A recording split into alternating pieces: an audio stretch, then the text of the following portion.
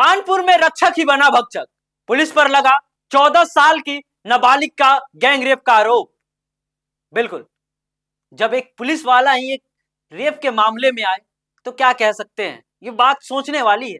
जिस पुलिस पे हम इतना भरोसा करते हैं कि पुलिस हमारी रक्षा करेगी और पुलिस उन सभी दरिंदों को पकड़ के सजा दिलाएगी जो इस तरीके के वारदात को अंजाम देते हैं, मगर जब एक पुलिस वाला ही इस तरीके के वारदात में शामिल हो तो फिर क्या कह सकते हैं।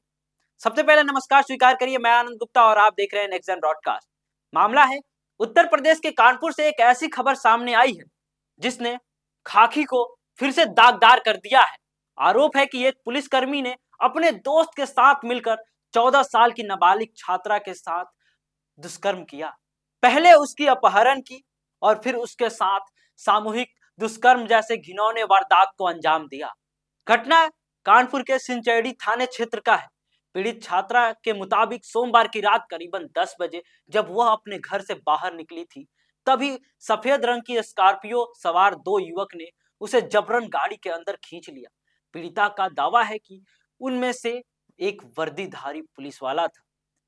सोचिए, एक पुलिस वाला जब किसी को वो गिरफ्तार करने जाए तो हम सीना तान के कहते हैं कि हमारा पुलिस प्रशासन है वो बढ़िया काम कर रहा है।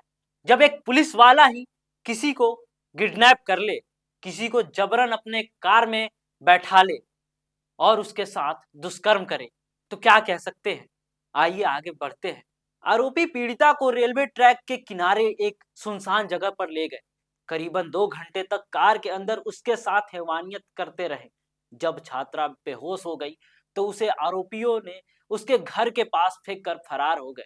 इनकी हिम्मत तो देखिए, पहले उसके साथ 2 घंटे तक जबरदस्ती की गई और जब वो बेहोश हो गई तो उसी बेहोश हालत में उसे उसके घर के पास फेंक कर फरार हो गए। देर रात करीबन 12 बजे जब उसके भाई ने अपनी बहन को बदहोश हालत में घर के बाहर पड़ा देखा तो उसके पैरों तले से जमीन खिसक गई। आनन फानन में उसने 112 पर डायल किया और पुलिस को सूचना दी, लेकिन परिवार का आरोप है कि पुलिस ने शुरुआती में कोई एक्शन नहीं लिया। पीड़ित परिवार का गंभीर आरोप है, जब हमने भीमसेना चौकी पहुंचे और बताया कि आरोपियों में एक पुलिस वाला भी शामिल है तो वहां से हमें भगा दिया गया। जब कोई अपना एफआईआर रिपोर्ट दर्ज कराने जाता है तो पुलिस कहती है आइए बैठिए, बताइए क्या बात है, हम उस पर जांच करेंगे। मगर जैसे ही वहां पे सवाल आया कि उस मामले में, उस वारदात में एक पुलिस वाला भी शामिल है, तो उस चौकी के पुलिस के जो भी कर्मचारी थे उन लोगों ने परिवार को वहां से भगा दिया। पुलिस ने मामले को टालने की कोशिश की। देखिए, अगर किसी मामले में अगर पुलिस वाला भी है तो उस मामले को किस तरीके से लोग टाल टटोल के साइड कर देना चाहते हैं। जब मंगलवार को बड़े अधिकारी तक ये बात पहुंची और बड़े अधिकारियों का इसमें हस्तक्षेप हुआ तो उसके बाद मामला को दर्ज कर लिया गया। एफआईआर दर्ज हुई, उसमें से आरोपियों में एक का नाम हटा दिया गया। देखिए, अब बड़े अधिकारी भी यहाँ पे आए तो उन्होंने भी एक मामले को हटा दिया गया और केस को अज्ञात के तौर पे दर्ज किया गया। कुछ भी हो सकता है हमारे देश में। जब पुलिस वाला शामिल है इस मामले में तो पुलिस वाले भी इस मामले को अज्ञात करके एफआईआर दर्ज करते हैं। जब मामला तुल पकड़ा तो पुलिसों के बीच में हड़कंप मच गई। डीसीपी दिनेश त्रिपाठी ने मामले पर सफाई देते हुए कहे कि शिकायत के आधार पर गैंग रेप और अपहरण की धारा को दर्ज कर लिया गया है और इसी धारा के अनुसार केस दर्ज हुई है तो इसके अनुसार कार्रवाई शुरू की जाएगी और जो भी इसमें शामिल है उसके ऊपर कड़ी से कड़ी कार्रवाई होगी।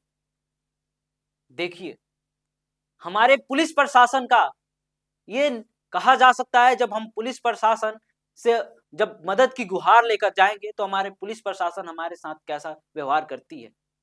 पुलिस का कहना है कि जांच पूरी पारदर्शिता के साथ होगी, साथ में जो भी आरोपी पाए जाएंगे उसकी गिरफ्तारी की जाएगी और उस पर कड़ी से कड़ी उसे सजा होगी। सवाल अब प्रशासन पर उठता है, क्या खाकी के पीछे इन दरिंदों की कड़ी से कड़ी सजा मिल पाएगी? क्या पीड़ित परिवार को इंसाफ मिलेगा या रसूख के दम पे इस मामले को फिर से दबा दिया जाएगा। इस खबर पे हमारी पूरी नजर बनी हुई है, क्योंकि ऐसे मामले आए दिन हमारे देश में देखने को मिल रहा है।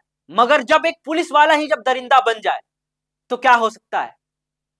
और हमारे भारत जैसे लोकतांत्रिक देश में इस तरीके की घटना को लोग अंजाम दे रहे हैं और पुलिस हाथ पे हाथ धरे बैठे पड़ी है।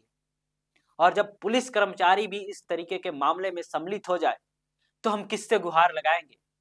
और वक्त है अब हमें अपने सरकार की फैसले के ऊपर कि अब सरकार इस मामले को किस तरीके से देखती है, क्योंकि अगर सरकार इस मामले पे एक्शन नहीं लेगी तो आज एक पुलिस वाला कर रहा है, कल इसके जैसे 1000 पुलिस वाले तैयार हो जाएंगे जो ऐसे घिनौने अपराध को अंजाम देंगे।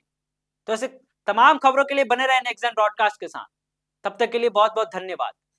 आप देख रहे थे नेक्स्ट जेन ब्रॉडकास्ट। जय हिंद।